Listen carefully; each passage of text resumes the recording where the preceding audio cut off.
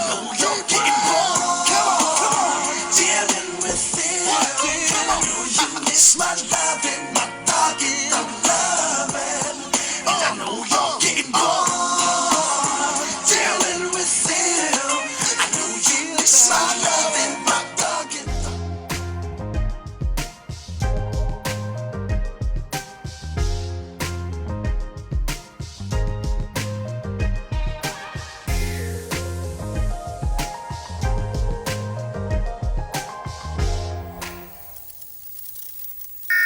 Welcome to the Ready to Love Season 7, Episode 4 and 5 review. This is Couples Couch with Pat. And I'm Cam. Let's get into this week's episode. But before we do, shout out to the king of R&B, Bobby Brown. Just have to give it. We love you, Bobby! Rock some blunts.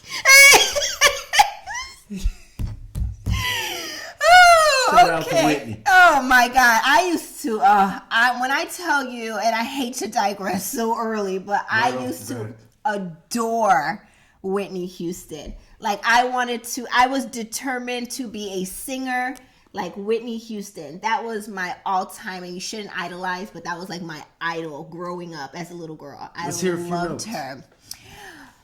No. Okay. I was about to get a show. Let's get into this week's episode, but before we do, let's get into our housekeeping. Real quick, real fast, y'all. While I have you, please hit like and subscribe to support our channel. Hit the like and the subscribe button now as we venture on road to 10,000, right? Also, be sure to follow us on Instagram. This is where we post all of our updates. And everything we have going on our Instagram page. The @ to our Instagram is running right here across your screen. Last but not least, shop our merch. We have plenty of items. Head on over to our site and shop our merch. Get some couples couch gear while you can. All right, let's get into episode 4 because we did not review it last week. And I'm going to give you guys a spaceship level overview of what happened. So let's get it. Last week when you told me we weren't filming, you didn't say I was going to have to make it up this week. That's not a day off if I got to make it up. We got to sneak it in there somehow. Yo, we're giving you Friday off, but you got to work Saturday. Exactly. Let's get into episode 4 real quick.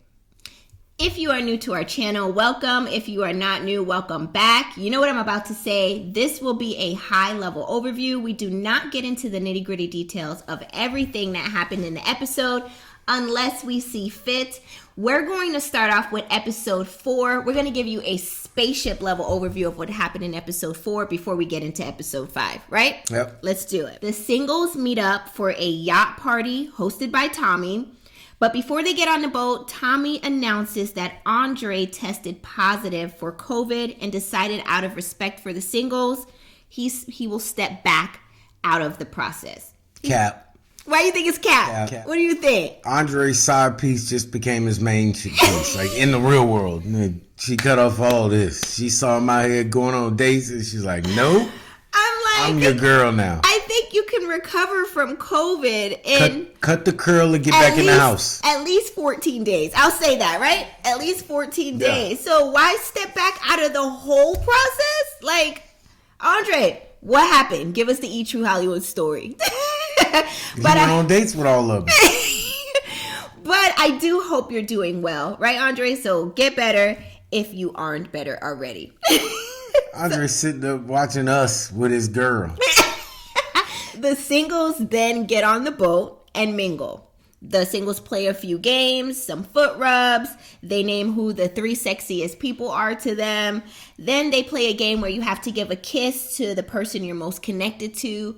Jeffrey chimes in and says she'll play, and she kisses Mark Anthony and says she naturally just takes to him. Demario, who is also one of her top connections, says he is taken aback by this and turned off because it showed a lack of self-control. He ain't like that. He would have liked it if it was him getting the kiss. I think so. If the roles were reversed, he'd be like, we're just out here testing the waters. This is what the show and the process is about. Next scene, Corvea says her connection to DeMario is growing because they both have very strong and supportive parents growing up. So they kind of bond off of that. And they said they have a mutual connection and they're open and honest with each other and they really, really like each other. So their connection is real strong. Fingers crossed for these two. I hope they make it. I foresee them having a lot of time to work on it together in the future. Let's move into the next scene. Next scene, Blake sits down with Jeffrey to give her an opportunity to talk to him about what she said during the ladies' deliberation, where she told the ladies that he said he only wants her, Jeffrey. She's his only choice. You don't want none of them, you know? You don't want no parts of nobody else. Thank God the show told us that. So they sit down on the boat and he says to her, there were some things that you said at the ladies' lounge. And Jeffrey says, what did I say? He says, I'd rather not say what these things are, but it made me feel hurt. Jeffrey says, well, what are you hurt about? Like, tell me. And he's like, well, you know, I think it's just best that we agree to leave it alone because I'm not going to say. So he never really gave her the opportunity to even know what the topic was. Because it could be anything in the world. Anything. She ended up being like Drew Hill. Tell me what you want. Hey. Tell me what you want. Tell me what you need. Tell me it ain't good enough for you, babe. Listen, babe. Tell me anything. Jeffrey goes and talks to Sue and DeMario regarding her conversation with Can you get the girl Blake. name right? It's Susu. Sue. So Sue reveals to Jeffrey that she, in fact, did tell Blake that Jeffrey, you said that he said he only wanted to choose you and he didn't want anybody else in this process. They immediately begin to argue, overtalk each other. Sue saying, I'm just trying to help you. Jeffrey saying, I don't need your help. I'm not dating you. DeMario whole time sipping tea and looking at both of them and rolling his eyes because he don't want no parts of this drama. Sue did say, some people are ready to love. Meanwhile, Jeffrey's ready to lie.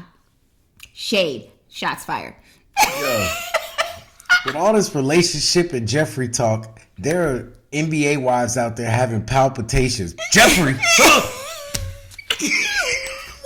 You ain't see the Jeffrey Star dude? Or is that his name? Yes! Yeah. Yes! And you just keep saying, Jeffrey talk about relationship, and Jeffrey, what'd you say to Jeffrey? Jeffrey, this is NBA wives. Like, oh, God. Let's move into the final few scenes of episode 4. In the final few scenes, the singles are back together, still on the boat with Tommy now, and it's time to have elimination. Tony steps up and calls out Marcia, Jeffrey, and Corvea. Tony tells Corvea that she has a tendency to speak before she thinks, and she may want to tone it down a little bit. And then right when Tony's about to deliver the bad news on who's eliminated, boom, episode 4 is over. We're going to have to reveal that next week. Let's now get into episode 5, this week's episode. The name of the episode is The Math Ain't Mathin'. The show opens up with the singles right where they are on the boat with Tommy for elimination. Tony steps up, calls out Marcia. They done got more Jeffrey. airtime on this boat than the actual time they spent on this boat. Jeffrey and Corvea. Tony tells Corvea, unfortunately, you are not ready to love. Corvea says she's completely shocked. You could see it all over her face. I think she was holding back the tears just a little bit from what I could see. She said that she had a top connection with DeMario, but still wants him to explore his connections. And what will be for her will be for her. And if he makes his way back to her, then it was meant to be. And Corvea is gone. Why do they even interview people to get kicked off? Just go. Put out your flame and go. Well, they have to have their last words, you know? But it never comes off good for the person that's leaving. You think so? It just No, looks even sad? if you try to be like strong, like, yo, I'm just gonna move on with my life. Like, he hurt. He gonna cry in the car. You know what I mean? Like, let me go. All right, y'all didn't pick me. Ain't you gonna do your interview? No, y'all got rid of me. I'm done. Next scene, Jeffrey and DeMario meet up for a date. They talk about their time on the boat. This was Jeffrey the whole time. Jeffrey says DeMario's energy seemed shifted. DeMario said it's because he was turned off when she kissed Mark Anthony for that game that they did on the boat. Jeffrey says she is concerned that DeMario seems pissed off and has turned into Dr. Jekyll and Mr. Hyde. DeMario asked Jeffrey, what would your kids say watching you, kiss What would your kids say? What would your ancestors think? What would your future kids think? Watching you kiss a random dude on the boat. Jeffrey says, my children would say, oh, my mom is making a connection. Jeffrey says, what would my kids think about a man who has walked past me and not spoke to me on the boat the whole time, and we're supposed to have a top connection? Mom, you got to go out there and do better. Go get noticed. Jeffrey says DeMario's actions at this date definitely puts him on the cancellation block. They had real beef going on at this table. Don't you think so? Yeah. They were really arguing. Like, this wasn't for TV. Like, they didn't even want to look at each other. I think one time, Jeffrey's chair was completely this way. He sat like this the whole time. It was really awkward. DeMario says Jeffrey has 3 strikes against her. 1, he hasn't seen her without makeup. Like, where did that come from? Like, why is that an issue all of a sudden? Wait, what? Yeah, that was his first strike. He hasn't seen her without makeup. I don't know why that was a trigger for There's him. only one time you're going to see a woman that you're dating without her makeup on. It's if y'all are on it like that. Is the next morning. Right? Exactly. Strike 2, she's kissing a random dude. Right? And strike 3 is she doesn't take criticism well, and he's moving on accordingly. I was confused. These are the things she says about, or he says about her. These are his 3 strikes for him. Boy, I went the whole other way. I thought What were you thinking? I thought it was her saying that he has 3 strikes because he hasn't seen her with no makeup. No. That's why I was like, that would be weird. You would have to be up to let him see you with DeMario says his strike is because he hasn't seen her without makeup. But still, your answer still remains true. You still wouldn't see the lady without makeup unless, like you said, it was the next morning. Next scene, Marcia organized an art and meditation group date between Blue, Blake, Jeffrey, and herself, right? They listen to the vibrations on, like, you know how the lady hits the little vase. And then the lady says that these vibrations are aligned with the chakras in your body. I know nothing about this. I'm merely repeating what I heard on the show. Third eye. Blake said it was very loud and it made him feel very uncomfortable. Maybe because he was the closest to that vase where she was banging on. I don't know. He's the only person to ever get hurt by the vibrating bowl. That's because he's a vampire. That's how he acts. His chakras You know, were vampires disturbed. act like they've been here for 3,000 years. We must go out there and harvest a few His humans. chakras were disturbed by this. Walk into the scary sea with the arms crossed. Are you ready for the procedure? Loosen up, Blake. I know he can't. Yeah. He can't. He just can't. Shake it out. Okay. So then Marcia asked Blake and Jeffrey, what was the conflict between y'all on the boat? Like, what happened? And then Blake was like, I respectfully decline to comment on that situation. And then he tells producers, like, you know, if it doesn't bring positivity and happiness to my life, I'm not going to talk about it. Yeah, but you the one that almost brought it up last time. You did. Almost. He did bring it up. No, but he almost clearly. brought it up. Not clearly. He brought up something. Right. But he ain't get it out, so but he now almost he don't want to brought it. address it at all. He just held everybody up like a yellow light. Hey! No, y'all good. Go ahead. So then Jeffrey says, you know, everything's fine for me. Like, I have no problems with nothing. Like, everybody, I'm good. And then, so they both clearly just didn't want to even discuss the issue. And they both left it there. Marcia was like, well, okay. Like, she didn't push the issue. She was like, okay. Until Susu came. And that's pretty much what happened in that scene. Let's move on into the next scene of this episode.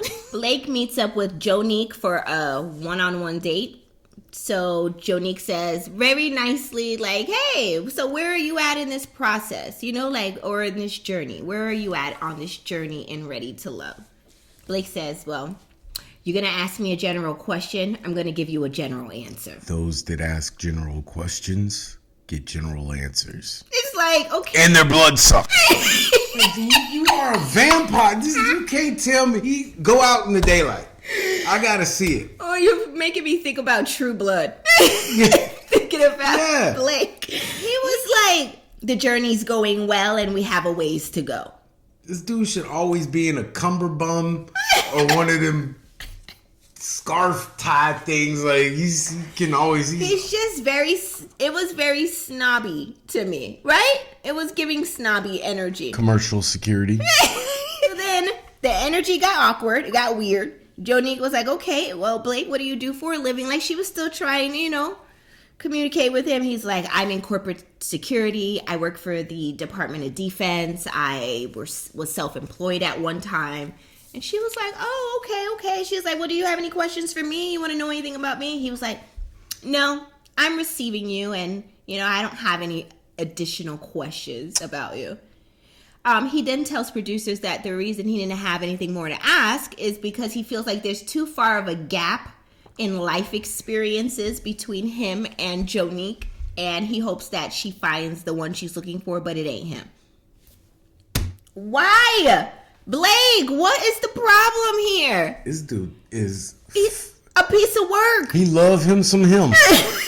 It's just too far of a gap. What gap are you talking about? The gap since when your haircut been cool? The gap between the two people wore mohawks in like the late 2019, And the mohawk and a flat top. And a flat top was in 96. There's a gap between 96 when the front part, it is like the African American mullet. Like one in the front, different in the back. What is going on? He got the flat top to the... I don't get it. Whatever. Jonique said she didn't feel any kind of way Huge gap. Blake said he didn't want to know nothing more about her. She felt like there's no spark there between them. She's not interested in him, and she doesn't want to move forward anyway. So she didn't really care. Only thing that sparks in Blake's life is his alternator and... Next, the ladies meet up with Tommy to deliberate about their dates and their connections. Most of the ladies say that their least connection was with DeMario. Of course, Jeffrey chimes in and says that there's tension between them, that they had a date this week, and it was extremely disturbing.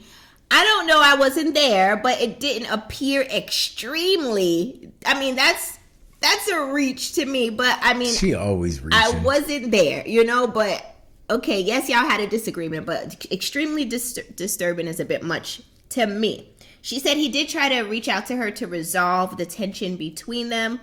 And then Sue chimed in and was asking a question to Jeffrey about her, liking DeMario all this time. And Jeffrey snapped back and was like, well, it's apparent that you're an advocate for the men, Sue. And it appears that you're watching me and my interactions with the men. So what, you can advocate for them? And then Sue was just like, she didn't say a word. She was just looking like, what is the problem? I think Sue was like, I already got you to be out of your character. I'm going to fall back and let you look like the fool. Yes. And I think Jeffrey did that to let the ladies know, and to let especially Tommy know that they had a bit of a spat because Sue was trying to get some clarification for the sake of Blake. You know what I mean? Tommy's like, I don't care about none of that. I don't care about none of that. As long as y'all don't put hands on each other and put the show in jeopardy, I don't care. So this week's least connections includes Blake, Mark Anthony, and DeMario. They just threw Mark Anthony in there for love. Just to have a third person. We all know ain't nobody get rid of Mark Anthony. Right. Them girls all quit the show. He gone? Let me go run out here and try to catch him in the parking lot. In the final scenes of this episode, Jonique takes DeMario out on a date. DeMario is happy to go on the date, but he says he knows these dates can go one of two ways, right? Jonique says DeMario had a really good connection with Corvea, and then it appeared once she left, He didn't make no attempts to try to connect with nobody else. He was just, here. They found out he went so hard for Corvea that they felt slighted, and that's why he was in all the women's bottom. If they find out you go that hard for somebody and that person don't stay, now if Corvea would have stayed, they would have been cool with it, because like, all right, she's not a threat. She's here, but we know who. Crickets. Yeah, and it's like, you didn't go hard for me, so why am I gonna put it? So that I bet every time they find out that one of the guys or one of the girls tried to use their second chance lifeline, then they're probably gonna go the next week. Yeah, because they know that's who you're going hard for. Yeah, it makes perfect sense. Just like he got mad when she kissed the other dude, his feelings was hurt. Yeah. All these women got their feelings hurt when they found out he was going that hard for Corvea. He was going real hard for her. I get rid of him. So, Jonique tells DeMario that during deliberation, the ladies agreed that DeMario, you are not ready to love. And he was voted off.